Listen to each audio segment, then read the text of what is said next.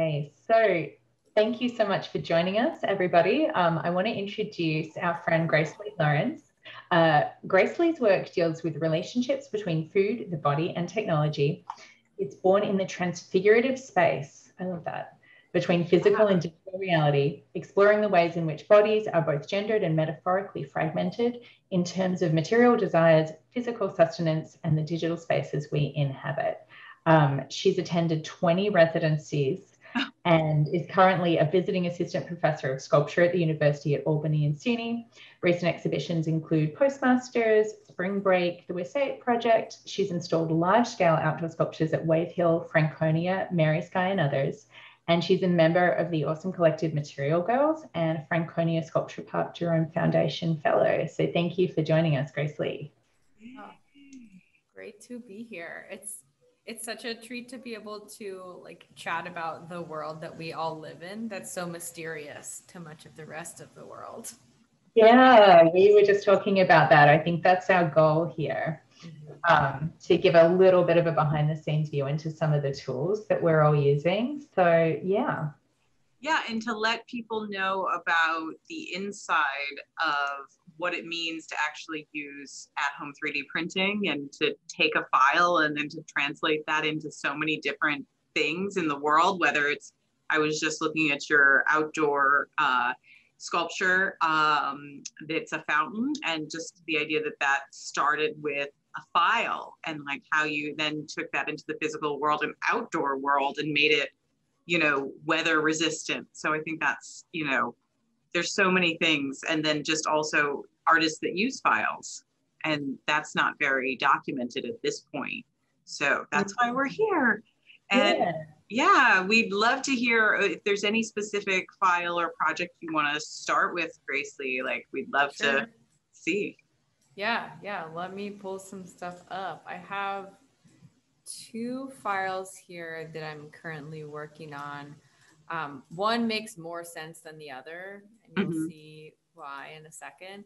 And then I also have, let me pull up an image, a completely different type of project that I just started working on. That fine. Oh yes, a weird outlier. So actually, let's start with that one. Why not? And I'm just gonna pull it up really quick. So okay, here is an image. You see there's this green figure falling through space, these kind of loopy flowers. So I made this image in a combination of VR sculpting, which is something that I've been doing a lot of lately, Rhino, the body is from Daz 3D, and then I kind of picked it apart in certain ways, which is something I really like to do because there's so much posable potential in that space without me having to set parameters for bodies, which is not always something that I want to do.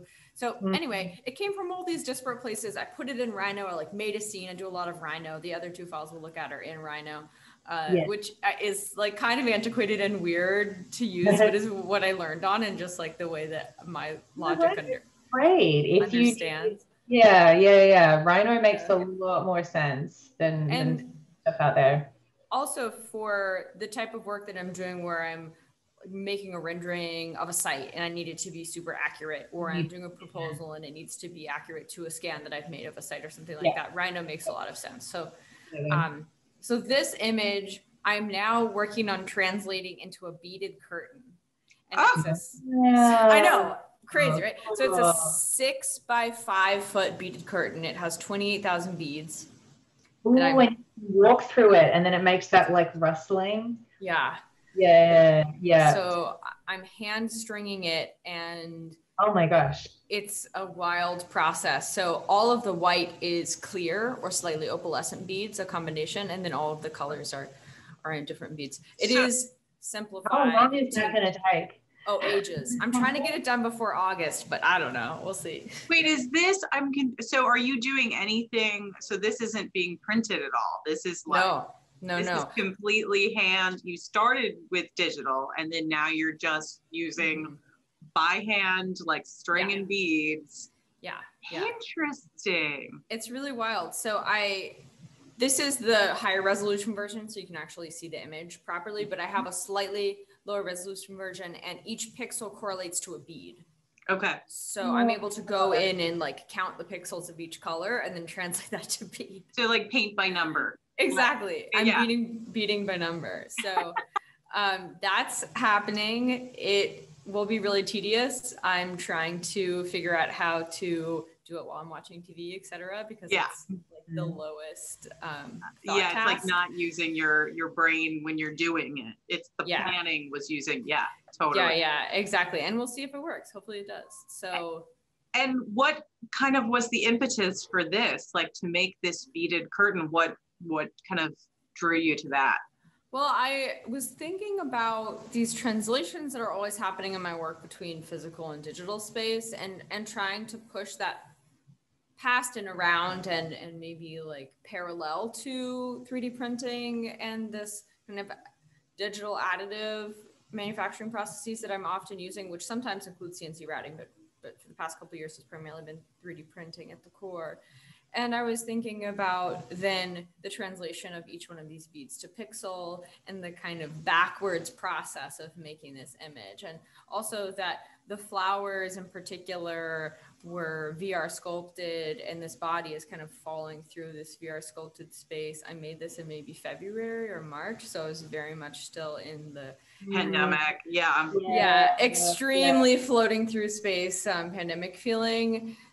And also I just wanted to try something new. I mean, most of my objects are wildly labor intensive, as you know, all of our objects are in one way or another, but there's a lot of sanding, there's a lot of fiberglass, there's a lot of resin, there's a lot of horrible, gross, toxic things. And I was like, what if I tried a process that would actually be a little bit kinder on my body, even if it is more labor intensive in a time way. So I'm thinking about these different ways of approaching my work, and that's not to say that things like this won't exist. They will continue to exist, but alongside things like the smaller 3D printed forms in this. Also, like, you have to have a life outside of those toxic processes. I mean, I find that too, even on a much smaller scale than you, in terms of, I mean, I have to use a respirator when I'm melting, but I'm not using any resins or anything like that, or epoxies, but it's still very intensive when you're for hours, you're with your respirator and a purifier and windows, you know, it's just like, it gets exhausting. It's nice to have another part of your process that doesn't involve air problems. Right. And like to have like, because, you know, we operate on so many different levels, to have those different kind of places where we can have our outlet still with our work. Colette, you gave me the best advice ever once. I remember you said like being an artist is so challenging and there are so many kind of crappy elements to it. Why spend your time making work that you don't actually take pleasure in making? And I took that to heart, you know, like the actual pleasure of making and the craft of making is, I think you can't lose sight of that. No. Oh, wow. Well, I'm excited to see this. And I loved it. So it's interesting. So that's Oculus Media? Yeah. Okay, so that's the software you were using in the VR space. I was using an Oculus headset, but I was actually doing the work in Gravity Sketch. Gravity Sketch, okay. Yeah. So is it like a spray sculpting kind of thing? It's similar to that, yeah. There are different sizes and brushes and tools and extruders that you can use. It's the most similar thing to a Rhino type logic that I found. It's less of a like painting space. You know, a lot of the VR apps are really about painting, image making, not object making, and Gravity Sketch is more aligned with object making. So I see. I was also able to, like, sometimes I'll work on an object in Mesh Mixer or Rhino and then import it into Gravity Sketch and work on it further. So like the peppers, maybe I can reach one. Here, I'll pop off of this real quick. I have these funny like little pepper friends. Oh yes. They're wearing four little thongs, these peppers. Oh, that's amazing. They're really feeling themselves. So the pepper, I worked on that in Rhino and Mesh Mixer and then imported it into Gravity Sketch, and that's where I did the little thongs. Because I was able to be like super responsive to the actual curvature, which I could have done in Rhino, but it would have taken me so much longer to lay all of the points and align it to the surface. Right. And do it exactly how I wanted, but I was able to do it like super fast. And you don't use ZBrush. No, I've never used ZBrush. What? I've never used it. It actually blows my mind a little bit as well. It's honestly been on my list for so long, but I've just, I don't know. I've never done it. To do what I did, which is a 2-week residency. And I was like, this is the only way that this is going to work for me. I did a 2-week residency at the Mass Mocha Studios, and I barely like socialized. I barely went to the bar with the artists after. And I just sat in my studio for 2 weeks and I learned ZBrush, because otherwise I was like, I can't, in daily life, like I can't do this. I mean, I know I have I can link you to the best intro tutorials that are like up to date. That'll get you started. Please I mean, do. honestly, I'm and if you have any questions, let me know. But like ZBrush. Yeah, Colette said she's yeah. Well, I'm looking at y'all's work. I'm like looking at other people's work that I know are in our sphere. And I'm like, I know you're not using the same things I am. Well, but I really also, getting it. But the thing I love about your work, and it like this piece, I don't know if this is a newer piece, the kind of the spiraling piece that you've got behind you with the kind of on top.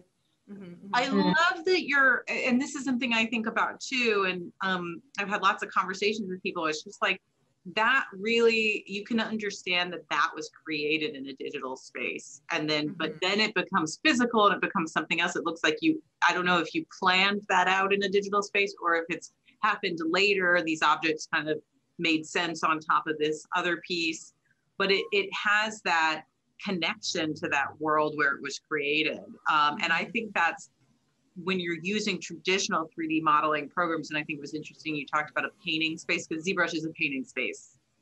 This is how that was my gateway drug, because I come from a 2D background. I'm a painter. My majors were painting. I mean, I did interdisciplinary work at grad school, but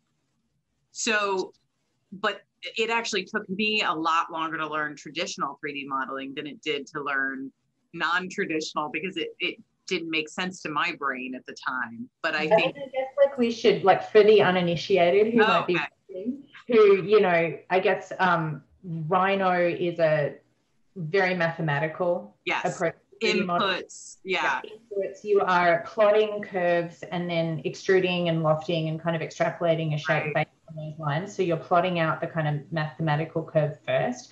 And ZBrush, the metaphor of software like ZBrush is organic soft sculpting. And so you start with a virtual like ball of clay and you use virtual tools on it to manipulate it. But it's, I think there's a lot of artists use both and things flow back and forth. And I think that was like Gracelee, when I was looking at your work and trying to think of like just some kind of questions, talking points. The idea of like the porosity of the digital body was what kind of kept coming back to me. And I think with some of the thematics too, with the idea of like the body, with sex, with food, there's, things like that flow into another, the way that like food actually becomes part of your body. The idea of like things not being fixed, I guess, is what I kind of kept coming back to. And the idea of transformation, be it from fruit to female form, or be it from, digital file to kind of physical and then back and forth. So I think that these tools maybe allow more, I don't know if you'd agree. I mean, I know there's also downsides. There's a lot of downsides, as we all know, to the Well, no program is perfect. We always wanted to do one more thing or 10 more things or 100 more things. But you really hit the nail on the head, though, Colette, in terms of these pedestals in particular. There's also this one here that I'll show you the plan for. It has this really wild, like, awesome corn that it lives on. And this was actually made in Gravity Sketch, and then I brought it into Rhino. But yeah, the idea of like information lag and porosity and like things that are gained and things that are lost, both in our bodies and in digital space. Those are things that I'm thinking about a lot. What is gained and lost during the process of scanning and recreating? Is it the same thing? Is it something different? And the kind of the same thing with the regeneration of our own bodies. We think about it as the same thing, but in actuality, things are always changing. And we're gaining and losing all the time. You're a new set of skills, right? Yeah. And digital space really works in the same way that, like, you know, if I export this corn into a different file type and then import it back, some things will be gained, some things will be lost. It will essentially look the same to our eye, but that kind of lag, for lack of a better term, is really interesting to me. In that there's an essay that I think about all the time. I think I've quoted it in my artist statements a few times. And it's written by Jeff Manor. It might still be going. It's called Building Blog. And he writes about the King Tut's tomb that was 3D scanned, and they, Factum Arte, who are a very, very high-end art reproduction company, scanned it. And the idea of like continuing the losses in the scanning process and the weird existential angst that is kind of involved in that loss, where you think you're perfectly copying reality, but then there are things that get lost, and as it gets copied and copied and copied, it's like running something through a photocopier, you know, more and more. And the errors just compile. And I think about that a lot in my work too. So yeah, I think I think all of us think about that. It's funny, we all kind of make our own little Frankenstein's monsters. And I'm really into that. I mean, I'm more obsessive about connecting with other artists when I'm using scans, or, you know, scans of ancient antiquities. Like, I love that I'm like touching and manipulating and playing with that, and then creating this new thing where I can feel like, you know, connected across history and into the future. But I also think it's so cool that you're playing so much with the body, Gracelee, and that translates so well in the scale you play with your work as well, like that large scale versus, I mean, I know how much work goes into those, and I'd like for you to talk a little bit about that too, because the three of us now all have Crealities. So which is a 3D printing brand for all those out there that don't know about what a Creality is, but it basically is using the open source mechanics of a Prusa, but it's a little bit larger format, and it's affordable for artists like ourselves, but it comes with some downsides because you have to really, really kind of upgrade some certain parts, and then also just really babysit. The feeder tube is probably my most dreaded part of it, because you have to like squeeze it, and it actually hurts when you squeeze. I don't know, it's just the way my hand is built. Yeah, mine is like that too. Yeah, for some reason my nozzle is loose right now too. It's like I can't crank it on tight enough, and it's still loose. Really? I have to jam stuff behind it. I replaced the whole hot end with a Swiss whatever. I can't remember. It's all from Tiny Machines. I highly recommend going over to Tiny Machines. Their customer service, they're a small company, and they do like upgrade kits with Creality and other machines, but I sent them an email outlining all the problems I was having, and they sent me a list and a links to tutorials explaining we upgraded the firmware as well, and the LCD screen upgraded that, because they, you know, just there's a couple of things. So those things are free, but in terms of replacing the hot end, I replaced the tube with a Capricorn tube, because that tube was garbage. And so mine melted into the block. Oh yeah, like, no, my filament melted into it. So, and Sophie, I can send you any of these upgrades. Thank you. We can do a call through about this, because I'd love to know. Benefiting from other people's suffering. No, I mean, this is completely. I mean, I just think these are the things we need to know. I'm gonna but it's, so that took a bunch. I actually have a whole Google Doc that I created, because I was like searching the different, but the thing is, the print quality is so good that it's like, I mean, I cannot believe just with 0.2 millimeters, like how great the print quality is. And so. Grace, can you hold, just the pepper so we can Yes. Yeah. Can we look at, so is that done? What machine is So, that? okay, this is with the Prusa, and I learned something very important with the pepper. So you can see there are like these little moments where basically it was going to the end of the line and turning around. And so it's just spread out along the surface instead of being aligned to the back. And for the prints I did after this, I had it aligned to the back of the print. So at least it's all in the same place. It like seems a little more intentional. But with this kind of columnar structure, I found that it's particularly noticeable with the Prusa's file. With this particular object, a lot of times it'll put it in creases. Like yeah, if you have something that's a bit more of a complicated shape on the exterior, but this one in particular has these, you know, funny little moments all over. But this is with the Prusa. I pretty much do all my finish prints with the Prusa. I have 3 now. I've really gone like, a little wild. Are you buying a new one every year? Or are you like? Kind of. Well, I had a big commission that I needed to do, and I needed to print 200 of something in a month. And I was like, okay, the only way I'm going to get that done is if I have all of it. And how many Crealities do you have? I just have the one. Okay, so it's like the same one I have, the S Pro V2. Yeah. The CR10S Pro V2. Yeah. And honestly, it's great. The scale is amazing. That's what I'm doing all the big printing on. But I really want to upgrade it to a volcano end, and that is difficult. A volcano end? Yeah. What's that? Yeah. So, volcano hot end.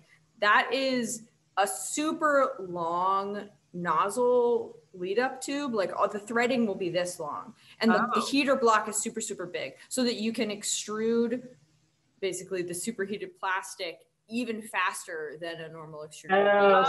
So it's for larger scale printing. So like when I'm printing an 11 by 15 inch component part to something really big, I could do it much faster and more efficient. So would you have a bigger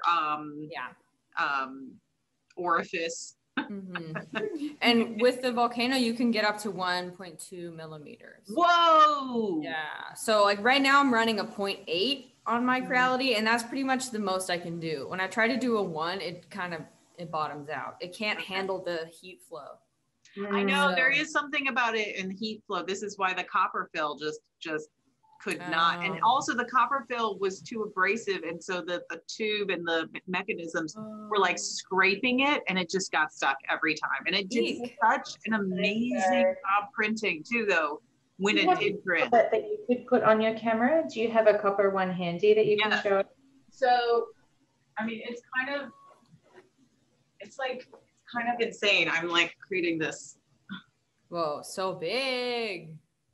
And the print quality is really I mean, I've melted a little, and I've actually, this one is going to be this like really cool. So this was originally supposed to be something else, and I'm turning it into, and the amount of melting I'm having to do, but it all has a metal pole. It's very heavy too. Yeah, it's a lot of great quality. And then I'll show you, wait, I've got one other.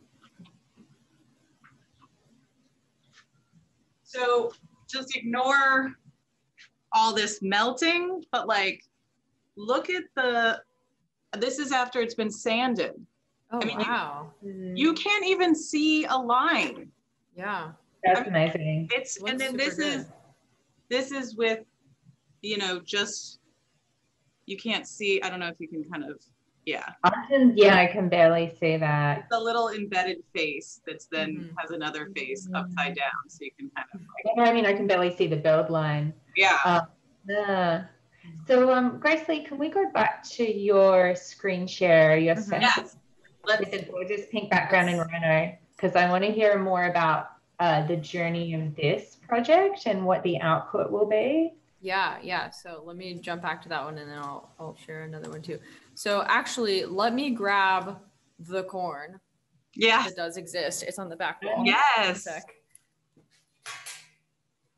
Oh, this is so cool. I love seeing the inside of people's files. Yeah. This is making me like nostalgic for grad school, because it was the last time I really used Rhino. I actually printed this on the Creality. Oh, interesting. The whole, like in parts? No, whole. Wow. Yeah, the entire build plate. One How block. long? The How whole How many space. rolls of filament? How many Oh rolls? gosh. Well, for the Creality, I have 5 kg rolls that I'm using. Yeah, okay. I just like get the big ones, just roll like it through. It hates to change the filament. It's such a pain. I figured out how to trick it into thinking that it's the same line of filament, but it's so fiddly. That's a good idea. That's It's actually really smart. if you, That's like, the way you do it. Snip it right Snip before it in it's the middle going in, and then be ready with the and other stick one. it in. So way. smart. And keep it feeding. Like, yeah. It's really annoying though, because you have to be there when it's about to run out or when you want to change, you know. If you're not, it's over. Because every time I have it auto restart, it's never aligned. Never aligned. What's going on? So silly. But yet the print quality is so amazing. Yeah. So, yeah, it really is. I mean, this one, I haven't even sanded this at all. And like, y'all won't be able to see because of Zoom's algorithmic whatnot. But I haven't sanded this at all. I've coated it with a couple layers of filler primer, and it's in great shape. Wait, it's really what kind beautiful. of primer did you use? Oh, filler primer. What is filler primer? I want to know. Yeah. You gotta know. You gotta know. Okay. To me, this is like this is like the physical version of ZBrush. So let me see.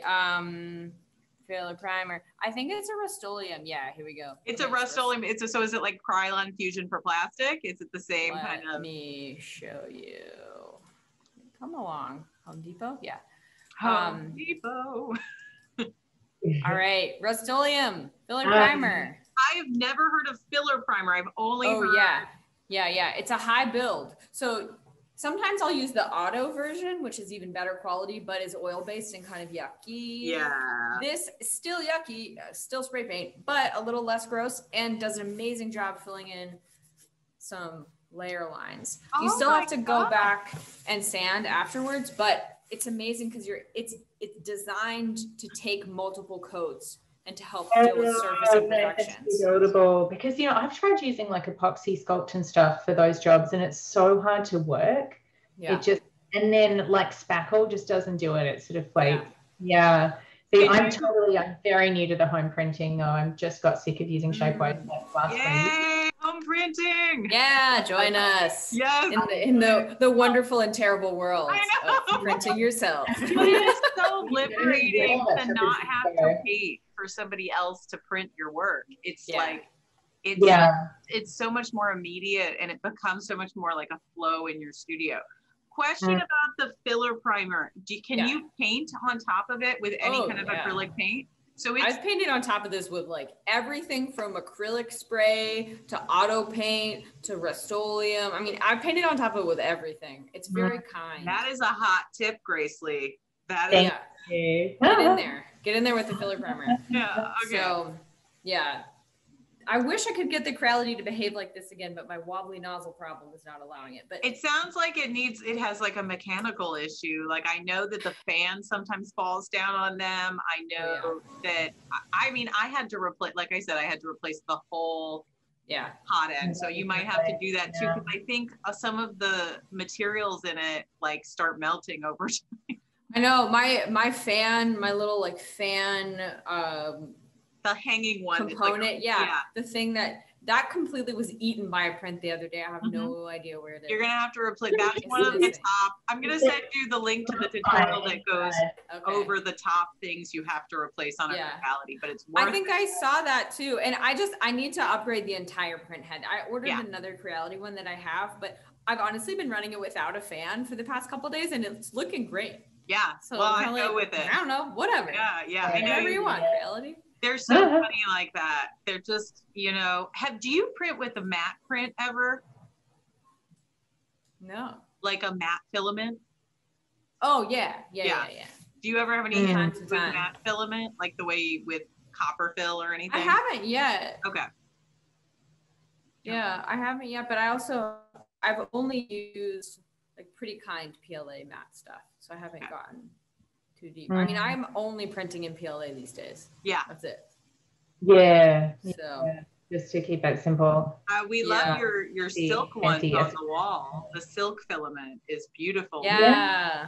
The silk is so nice. Actually, I have a set of feet here that I want to do something with.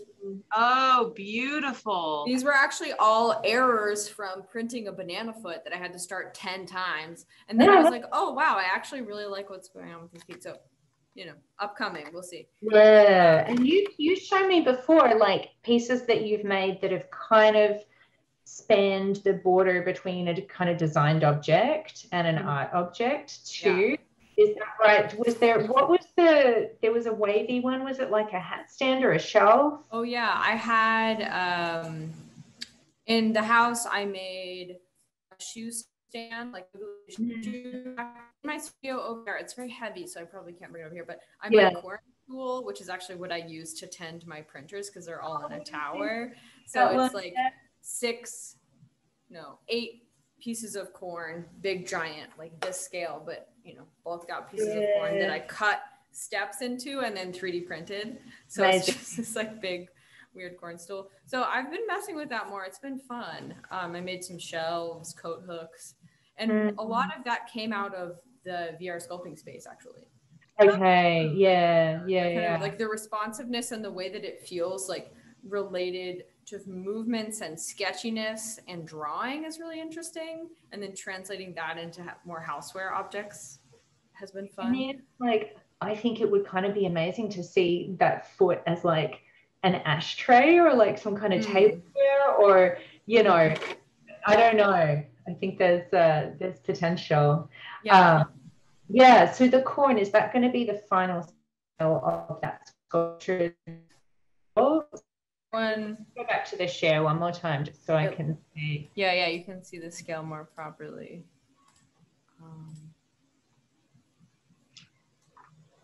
So that's the exact correct scale of those two things in relationship to one another.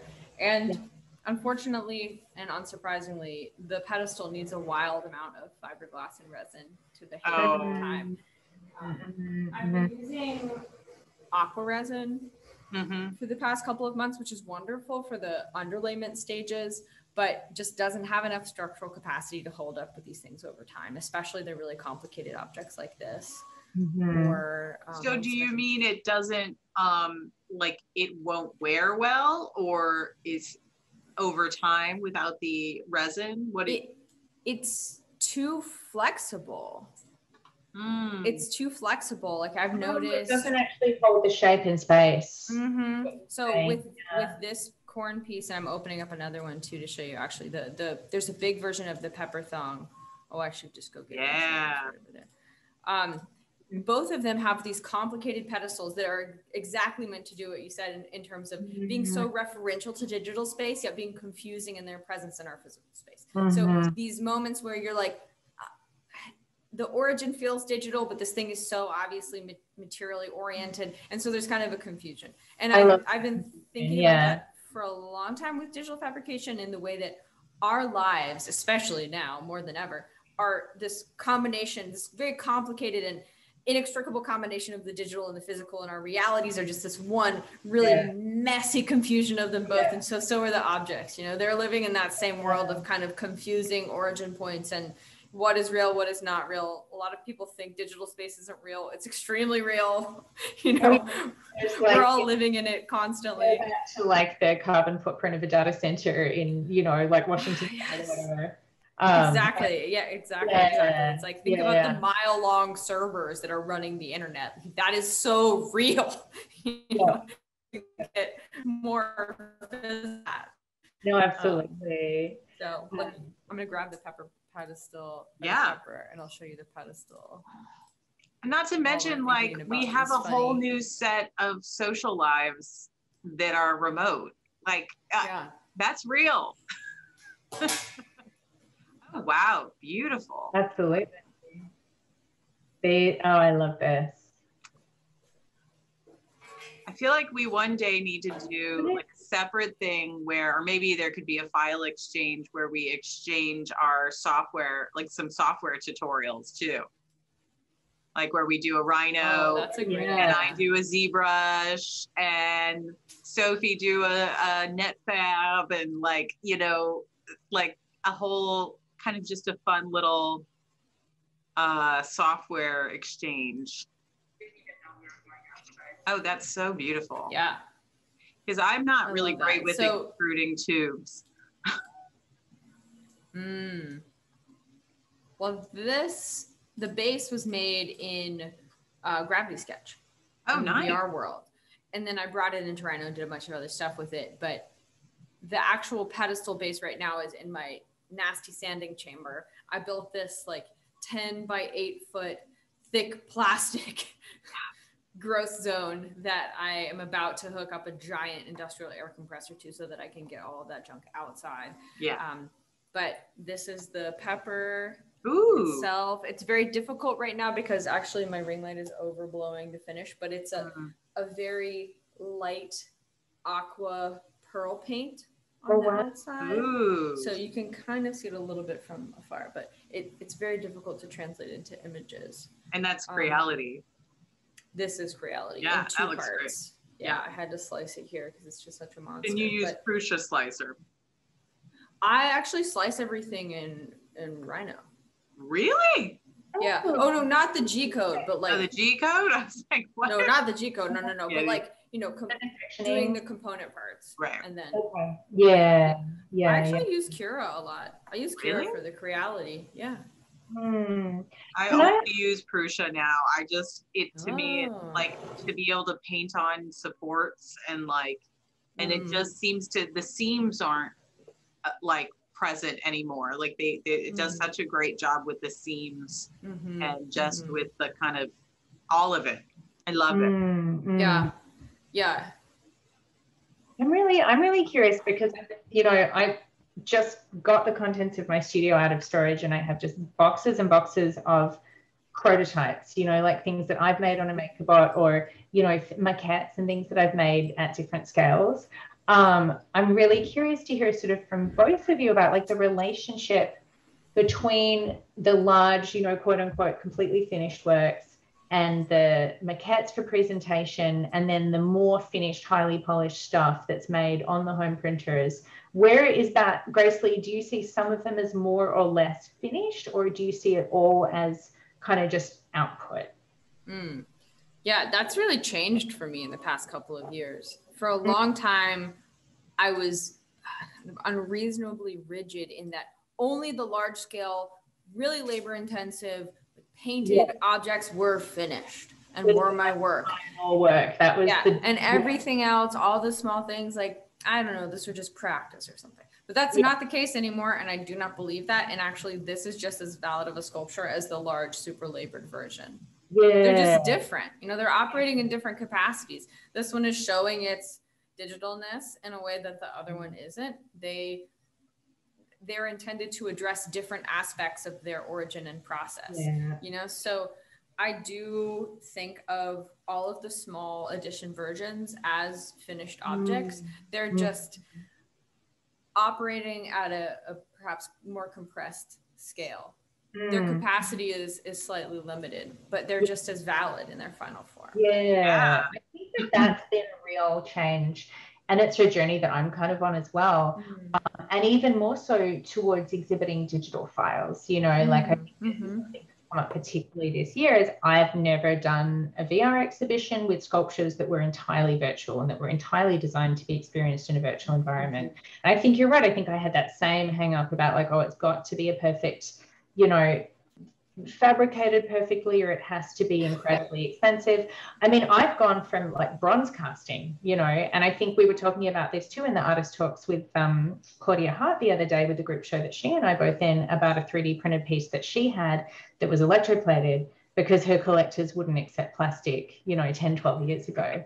So there was, and the Whitney, I think that the Whitney might have only acquired its first 3D printed work like 5 or 6 years ago. I could be wrong about this. I want to say it was like a Josh Klein, and that might have been the first. So I think there's, like the questions around the conservation, around the archivalness of these materials. So yeah, I used to think that only the bronzes were done. And now I'm like, why would I wait 6 months and spend, thousands of dollars and feel like that was my only valid output as a digital artist? Well, I think that's the art world. That's us being influenced by the context of the space that Right, we are privy to in this time, in this world. Yeah, and I think it's these questions of value, right? It's I've had fabricators tell me, you know, there was an old, I forget the name of this process because it wasn't SLS. It might have been one of the SLA processes, an older one that made these like honeycomb fills. And this artist had made like a clear hand. And they said they would fill it with poured epoxy because otherwise it felt too light, and the collector would pick it up and be like, oh, it's cheap, it's plastic. But if you fill it and it's heavy, they're like, oh, it must be expensive. So there's this attachment to objects with this weight or with this, you know, so it's really interesting to see that changing. It's been great to see your work embracing that, because the smaller the silk pieces, they're doing something totally different, I think, but they're gorgeous. Yeah, they completely are. And I don't know, that's something I think about pushing back against all the time, especially in the smaller open edition work, that its value is not in its materiality. You know, it costs maybe $2 to print most of the objects that I have, but it's still able to hold all of the kind of important conceptual nodes within itself and then distribute in this way that's not related to the greater market in a direct sense. It's not related to unique and precious form because it's an open edition print. I can make as many as I want. And it's also it gives artists agency to be able to make their own limited edition prints and sculptures. And it gives us, it's kind of bringing back cottage industry in a lot of ways, like where we can be our own producers, our own manufacturers because of digital tools. And of course there's downsides to that as well. And thinking about, and I mean, for me, they're one of the reasons why everything that comes out of that printer, whether it's support materials or it's a fail, is going to be filtered into my work. I don't want to have waste. That's my kind of one of my goals as an artist too. Is like one of the reasons why I like working, having a live work, is that it forces me to think about what I'm using. It also allows me, and that's why digital tools, you can, like with what you did with that fountain, it's like you can be in a small space and come up with an idea for a big project, whether that's in a virtual world or that's in a actual physical world. Like, so I bet that was a challenge, thinking about how do you put water, how do you create something that's going to air over time? How did you, I know you use auto paint and different things. An image of the fountain real quick, Gracelee? Sure. Yeah, so people who haven't seen it, let me pull it up on my website. So the core of all of my large objects are also PLA printed plastic, you know, and it's not because it's the most durable. It's not because it's the strongest. It actually does a pretty bad job holding up to weather and heat. But the point is not the durability of the material. The point is the origin of the material. Yeah. You know, PLA plastic, for those who don't know, who are watching, is a bioplastic. So it's made from vegetable starches, most likely cornstarch, sometimes sugar beets. So it's actually fermented biomaterial that's then processed into a bioplastic. Doesn't mean it's any better or worse necessarily. No. It's just not petroleum, and it's still very difficult to recycle, et cetera, et cetera. But, you know, it's not connected to the petroleum industry. So like this object in particular, from about the waist down, excluding the foot, that's CNC routed foam that has fiberglass on it. Sometimes the scale of the object does not allow printing. I'm pretty much printing everything now, regardless of the scale. Like that entire twisty pedestal is printed. It's maybe 60 parts, kind of ridiculous. And then the entire front half of the body and the foot, the detail zones, are 3D printed. Wow. So, I did not expect that, but I can see that form would be so gorgeous. Do that on CNC, the leaves, right? I mean, there's no way. Yeah. It's such a complicated form. It's really a horror to sand, let me tell you. Imagine. But the way that I'm able to like have the specificity of form and recreate the intention from the rendering with this combination of processes is exactly what I want. That's not to say that a lot of detail work doesn't happen secondarily. It absolutely does. Like all of these little wrinkles in the heel and the toenails and the edges of the leaves and, you know, the creases of the butt, all of that's happening in the secondary sanding. All of that's happening, completely physically. But I'm able to do so much of the planning in digital space, and then I have a fairly accurate recreation of the form that I'm able to start with and then kind of build from. So all of the PLA plastic, of course, is coated in fiberglass and resin. I'm basically building it out like it's a boat or a car. Okay. And so it doesn't matter. The PLA could honestly just fall away. It can't because it's fixed, but it could like melt out. It doesn't matter. Like it's chicken wire armature. Yeah, exactly. So I think about the form that I'm starting with as a fleshed out skeleton that I'm then building further onto. And kind of cocooning and coating and creating this stronger form. So it would be amazing. Some people are like, oh, are these cast? No way is this cast. What could I cast this out of that would at all be possible and affordable? Nothing that I can determine. So I'm working in an additive way. Yeah, but I think that gives you a lot of agency because you're not then sitting around waiting for a $50,000, $100,000 public art commission. You know, you're not having to go or going into debt. Yeah. Right. Yeah. Or beholden to, you know, whatever. The just to be super honest, the budget for this piece was $8,000. That's pretty good for something on that scale. Wow. And you were able to do all of this and you figured out how to do a fountain too.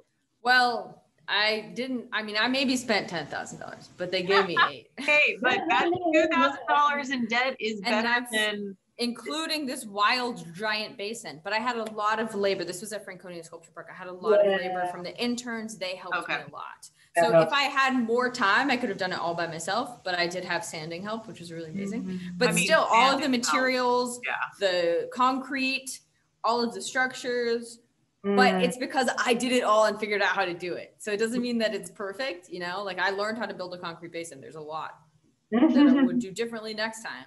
But I think that it's important for people to realize that a lot more is possible than you think if you're just willing to like figure it out. If you're willing to get your hands dirty and jump in and be like, well, I'm just going to give it a try. This is a 22 by 18 foot basin. I'm going to see what can happen. Now, it was maybe a little too ambitious, but I love this piece. I'm really happy. Yeah, but I mean, I think this is a stunning piece. And I think something we haven't talked about conceptually with your work yet is just there's an element of sexuality in it as well. You know, where you're kind of for me, my perception is that you're kind of dissecting and recreating ideas of sexuality, kind of taking away these like, you know, these past, especially in art history, this idea of like how a woman is depicted if it's in any kind of, you know, male gaze. I mean, I know that's kind of a cliche now, but like, you know, taking away the male gaze, but it's almost like there's a kind of monstrous energy coming from this figure, and although she's reclining and laying flat, that there's this kind of explosion coming out of her head and her like the top of her body, and I see that, but I see a kind of a fluid sexuality happening in all of the pieces. It doesn't feel like they're necessarily fully female or fully male. They're kind of just all about touch and about those moments of touch. I mean, the fact that our biggest, you know, organ in our skin, you know, so that's what this is all just me shooting from the hip of like my intuition of how I'm interacting with your work. I just saw Gracelee has a beautiful piece up at Dinner Gallery in Chelsea right now, a show that's got a focus on food. And it's just like that beautiful nail that's touching something. But this one also has that. Asparagus nail. Yeah. I love that one. Yeah. So, no, I think you're completely right about the sexuality in the work. And also that the majority of the body forms that I'm using are scans of my body. And I think that's really important. And that's important because I don't feel like I'm able to accurately recreate other people's experience and other people's embodiment.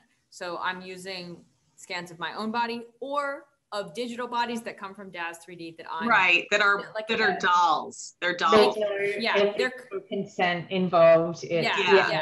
You're not taking. It's a minefield, and I say that as somebody who's like embarking on a 3D scan portrait project that I built a kind of consent and like right of refusal clause into my model release. It's a big issue, and it's something that has actually like kept me kind of up at night, you know, in terms of this project, and in terms of like not wanting to put things out there because of being concerned about speaking for others.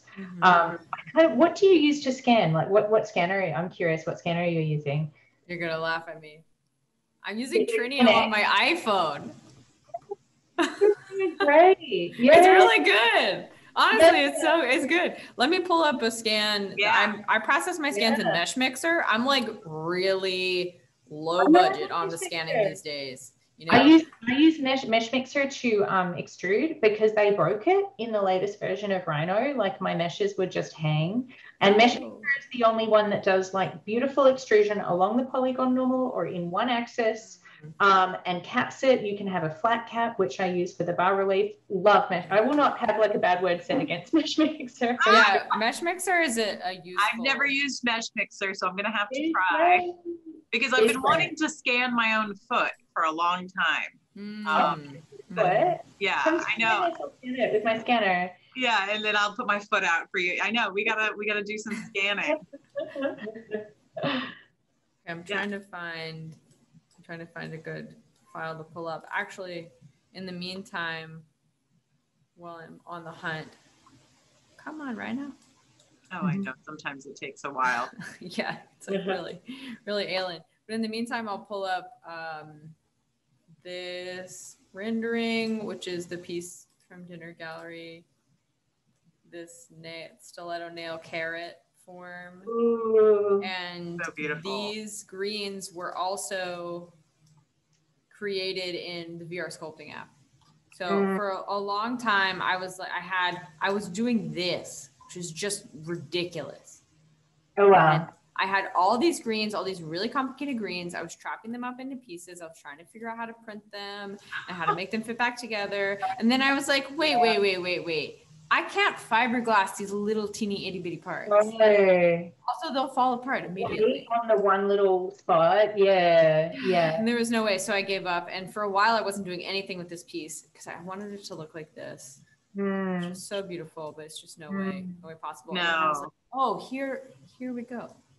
I can But think about kind of cartoony simplification to it, which works really well for it. It's like, you know, it really does look drawn. You know, it does. It clearly has been drawn in 3D space, and then it kind of morphs, and that capacity of the body within the digital world to be malleable. You know, like to be sculpted, to become a hybrid, to bleed into something else. I think is really exciting. There's so much. Also a gesture. It's a gorgeous gestural piece. So to have that like looser kind of more gestural stroke, so to speak, I think really works with it. No, I mean, it's a stunning piece and everybody should go see it. What is the scale? Can you tell us what the scale is just for people who...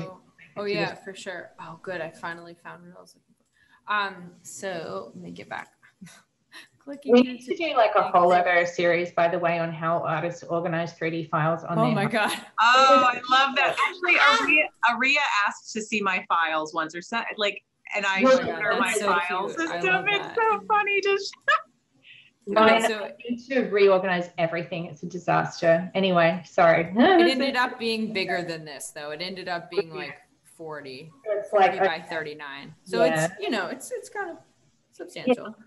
And as we're getting closer towards the end, but one of, I think, and let's keep looking at this file though. I really like that. Let's keep that as a backdrop.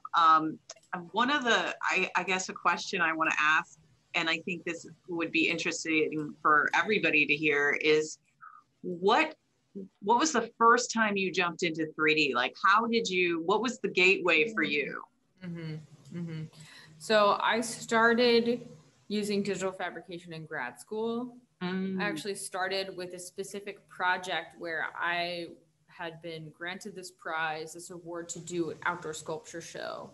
And before that, I had been using a lot of fruit material in my work. So I was like taking the juicer pulp from every 2 days that I was juicing and turning that into a ring and then making these sculptures that kind of like showed my own intake, the content of my intake in this way, or like interesting. Other kind of hanging dried fruit and crystallized salt things. Yeah, it's like all of these really embodied materials that were related to my own consumption and kind of thinking about morality and food and body and the breakdown of materials. And so for this project, these objects had to be outside in Texas for 4 months. Oh, wow.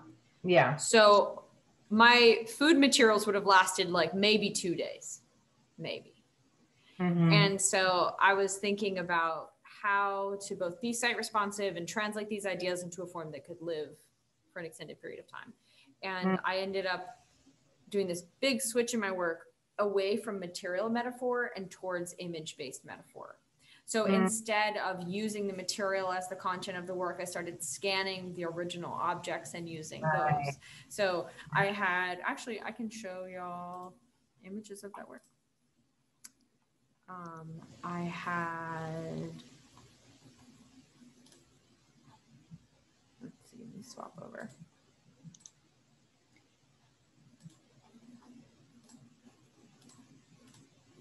I was recreating these bronzes that were at the site where I was installing the fountain. So back here, you can see male and female in the embrace. So I was recreating it using fruit as a way to talk about like sexuality and humor and a kind of like recreation of these super patriarchal, really heteronormative bronzes into these goofy fruit sculptures that also had awkwardly shooting water out of them.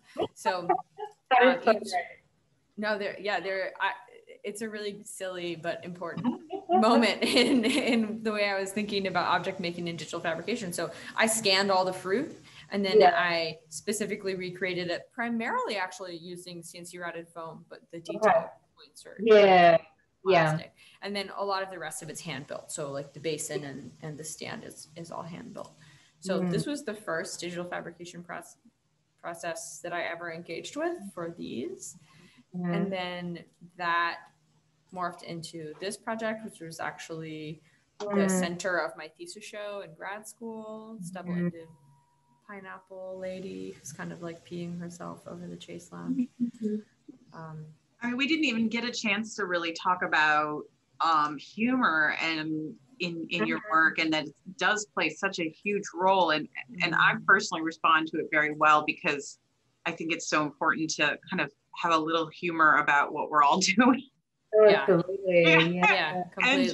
And also just art history and the heaviness and the patriarchal lens that we've all learned art history from, and you know, and just the exclusivity of it for beyond just, you know, patriarchal, but with race and, you know, religion, all of these things that, so yeah, I think it's really strong. And it's so awesome that your work also, the other area that's really fun is that it's accessible. People can buy those pieces on your wall for something that is incredibly affordable for somebody who's not going to be going into a gallery and spending and dropping $50.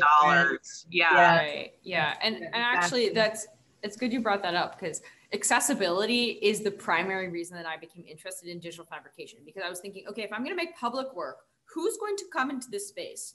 Anyone could come into the space and experience the work. And I want to bring access points in the understanding and engagement with the work, even repulsion from the work, in accessibility of image, in scale, in recognizability, in relationship with body and nutrition. And so the digital fabrication allowed me to do all those things. And now, interestingly, it's also allowing me to kind of go on the other side of the question and provide these smaller 3D printed objects that are affordable. So accessibility actually is coming into digital fabrication from a bunch of different angles. That's so great. I mean, I think I mean, we could talk for another 3 hours. I mean, it, Truly. and we'll And actually, have to have you back on too.